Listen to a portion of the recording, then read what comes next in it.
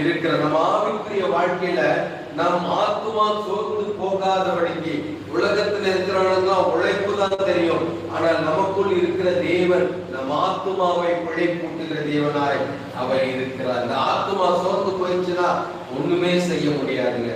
ஆத்துமா உற்சாகமா இருந்தாதான் உங்களால எவ்வளவு கடும் பனி புயலா இருந்தாலும் ஆலயத்துக்கு உங்களால வர முடியும். கொஞ்சம் சோர்ந்து போச்சுன்னா என்னடா இது வாழ்க்கை அப்படின்னா அடுத்தது நம்ம எதை நோக்கி ஓடுகிறோம் என்றால் தற்கொலைகளை நோக்கி ஓடிக்கொண்டிருக்கிறோம். ஆனால் நம்மை பிழைப்பூட்டுகிற தேவன் நம் ஆத்துமாவை சோர்ந்து போகவே அவர் விடுகிறதே கிடையாது. எவ்வளவு நெருக்கத்துல இருந்தாலும் கூப்பிடும் போது நமக்கு அவர் ஜீவாப்பமாய் வருகிறார், வார்த்தையாய் வருகிறார், மெலனாய் வருகிறார், நம்பிக்கையாய் வருகிறார், துருகமாய் வருகிறார், கேடகமாய் வருகிறார்.